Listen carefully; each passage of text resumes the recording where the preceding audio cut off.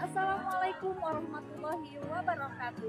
Saya Nuriani Janatul Husna dari SMP Negeri 51 Bengkulu Utara, Kecamatan Pulau Kupai, Kabupaten Bengkulu Utara, Provinsi Bengkulu.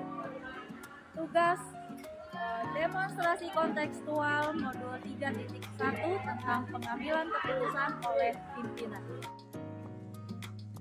Assalamualaikum warahmatullahi wabarakatuh. Saya Nuriani Janatul Husna dari SMP Negeri 51 Bengkulu Utara, calon guru penggerak angkatan 9. Untuk pagi hari ini saya sudah berada di SMA Negeri 12 Bengkulu Utara, tepatnya di Desa Tanjung Dalam, Kecamatan Pulau Kupai, Kabupaten Bengkulu Utara. Nah, di sini saya akan mewawancarai kepala sekolahnya SMA Negeri 12 Bengkulu Utara. Namun akan diwakili oleh wakil kurikulum di SMA Negeri 12 Bengkulu Utara, yaitu Bapak Kalwani SPD. Assalamualaikum Pak Kalwani. Waalaikumsalam. Oke, selamat pagi Pak. Mohon maaf mengganggu waktunya Bapak kerja di pagi hari ini. Perkenalkan, saya Nuriani dari CGP Angkatan 9. Di pagi ini saya meminta waktu kepada Bapak untuk menyelesaikan tugas saya di demonstrasi kontekstual modul 3.1. Ini Pak, kali ini di sekolah ini SMA 12 ya Pak ya. Ini di bagian apa Pak? Saya kalau di statusnya sebagai kurikulum ya. Kemudian karena sekolah tinggi ya, ini kan sekolah sementara kan tinggi. Oke. Ya. Terima kasih ya Pak ya atas waktu yang diberikan kepada saya. Di sini saya ditugaskan untuk mewawancarai Bapak selaku kepala sekolah di SMA 12 ini ya Pak ya. Nah, mungkin langsung aja ya Pak ya. Nah, selama ini ketika Bapak memegang kuasa lah ya di SMA 12 ini, nah bagaimana cara Bapak mengidentifikasi kasus-kasus yang ada di sekolah Bapak ini? Apakah merupakan dilema etika atau pembangun moral? Kasus ya. Jadi kalau saya mengidentifikasi kasus berkaitan dengan etika atau moral, kalau yang moral mungkin itu lebih mudah ya Bu ya. Kenapa kalau katakan rujukan moral itu lebih mudah? Karena rujukan moral itu kita bisa melihat dari benar dan salah. Jadi kita lihat dari benar dan salahnya. Kita pasti pada caranya yang benar. Yang sulit di saat ini adalah berkaitan dengan etika. Ya, karena apa? Etika itu biasanya benar dengan benar. Nah, itu kita sulit menentukan pilihan. Jadi untuk identifikasi itu kami tidak bisa sendiri. Saya sebagai misalkan ya saya mengajak rekan sejawat, guru atau tim guru-guru lain seperti wakil-wakil kepala sekolah itu kami bersama untuk memecahkan.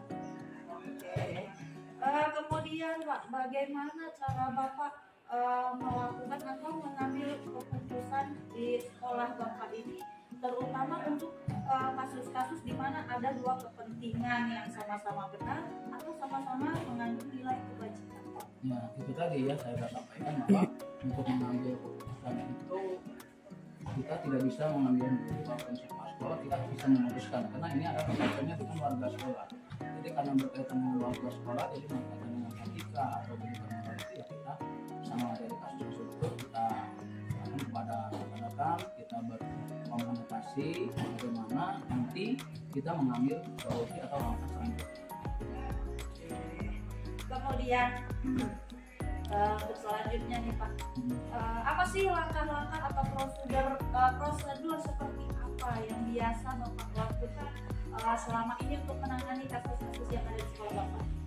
Langkah pertama ya kita sama rekan itu mencari data ya, kemudian atau mengidentifikasi bagaimana kasus itu, kemudian kita setelah mengambil data kita mengajarkan kembali bagaimana solusi ke depannya untuk permasalahan dari kasus tersebut.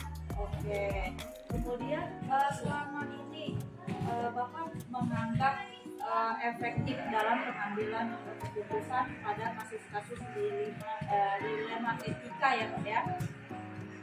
Nah itu hal apa aja sih yang efektif ya. iya Sebenarnya kalau mengambil masalah di ilmu etika itu tidak bisa dikatakan efektif. Kita kalau diambil efektif artinya kita sudah ngambil langsung putus gitu kan, tanpa ada koordinasi. Nah, untuk mengambil keputusan ini kita tetap bagaimanapun artinya biar permasalahan atau keputusan itu bisa diambil bersama. Artinya kita sama-sama menyelesaikan kasus tersebut. Jadi efektifnya ya kita tidak bisa mengambil hal itu sendiri, artinya harus ada koordinasi dengan kolaborasi ya Pak ya? kolaborasi. Oke. Kemudian hal apa aja sih yang selama ini merupakan tantangan atau yang menjadi tantangan untuk Bapak mengambil keputusan? Tantangan ini ya yang sangat berat, artinya memang suatu tantangan buat kita karena apa? Kita belum bisa menyelesaikan kasus itu secara maksimal. Itu adalah suatu tantangan buat kita. Nah, supaya menyelesaikan kasus itu dengan maksimal, kita ya harus lebih apa lagi? Artinya dalam identitas atau mengatasi permasalahan itu lebih rinci lah. Karena tantangannya adalah kita secara ini nantinya bukan secara maksimal. Terus apakah Bapak memiliki sebuah jadwal tertentu untuk menyelesaikan masalah dilema etika ini atau ketika terjadi masalah langsung diselesaikan? Kalau untuk jadwal tertentu ya tidak, artinya setiap ada masalah kami selesaikan bersama. Artinya setiap ada kasus, ada kawan melakukan seperti ini atau begini, kita selesaikan bersama. Kita bersama, bahkan di dalam proses rapat pun kita bahas tentang itu. Artinya semua itu diselesaikan di saat rapat dan nantinya RUU tidak mengikuti. Oke, berarti tidak ada jadwal khusus ya Pak? Tidak ada. Menyelesaikan masalah dilema etika ini. Jadi ketika ada terjadi masalah langsung selesai. Iya. Kemudian ada nggak faktor dari seseorang yang selama ini mempermudah atau membantu Bapak untuk mengambil keputusan pada kasus-kasus dilema etika? Oh, soal itu banyak ya, jadi banyak bapak ibu yang terutama mungkin dari wakil itu juga banyak memberikan masukan berkaitan kasus-kasus yang ada di sekolah yang di rumah beda cara kita atau enggak. Nah, itu bisa diselesaikan kami bersama-sama mungkin lain.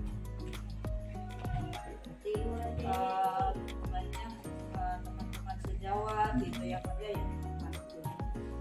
Yang terakhir nih Pak, dari semua hal yang telah disampaikan tadi, pembelajaran apa yang dapat Bapak petik dari pengalaman Bapak mengambil keputusan dilema? Ini sangat sulit.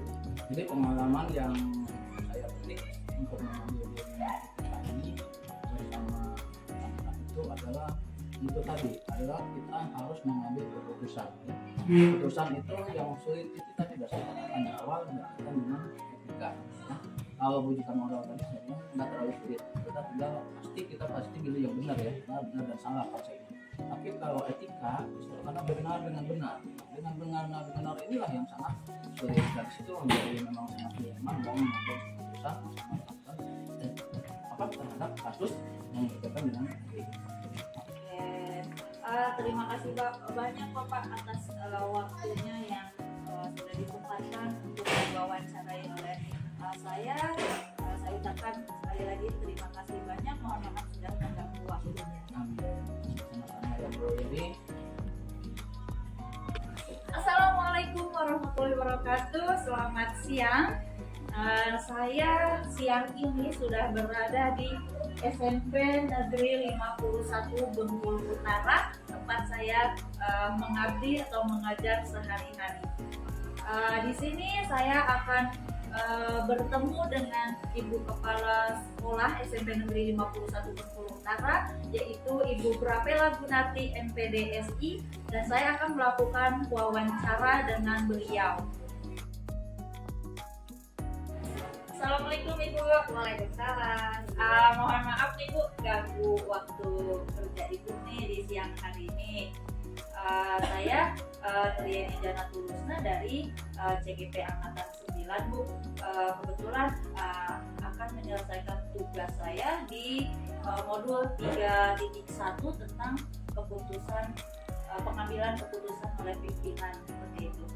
Nah, Ibu ini perkenalkan, namanya Ibu Prapela Gunarti, Kepala SMP Negeri 51 Bengkulu Utara.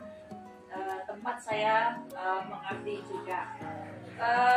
Ibu, dalam kesempatan ini saya akan mewawancarai Ibu bagaimana Ibu mengambil keputusan untuk problem-problem atau masalah-masalah yang Ibu hadapi di sekolah ini, terutama di masalah etika, dilema etika ya Bu ya.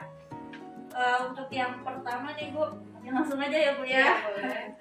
Bagaimana cara Ibu dalam mengidentifikasi kasus-kasus yang merupakan dilema etika atau rujukan moral nih Bu di sekolah Ibu?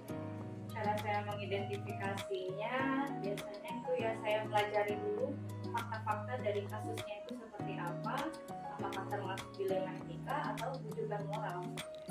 Oke, berarti diidentifikasi dulu ya Bu ya, itu termasuknya ke dilema etika atau rujukan moral seperti itu. Oke. Nah selama ini bagaimana cara Ibu untuk mengambil keputusan di sekolah Ibu ini, terutama di kasus-kasus yang dimana kedua-duanya itu sangat penting ya Bu ya, sama-sama benar dan sama-sama mengandung nilai kebijakan. Cara saya mengambil keputusannya itu yang jelas ya saya kembali lagi ke peraturan yang ada seperti itu kan.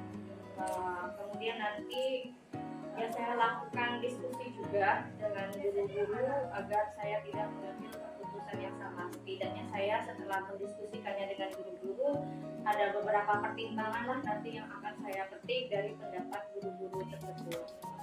Berarti berkolaborasi juga ya Bu ya dengan guru-guru yang ada di sini. Oke. Kemudian langkah-langkah atau prosedur seperti apa sih Bu yang biasa Ibu lakukan selama ini Bu untuk menghadapi kasus-kasus? Kalau yang saya langkah-langkah yang saya jalani selama ini itu biasanya saya yang pertama mengidentifikasi dulu permasalahannya itu seperti apa.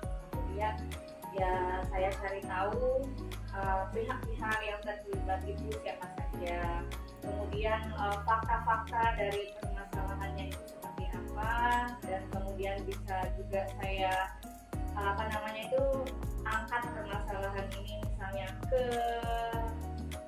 guru-guru dengan diskusi.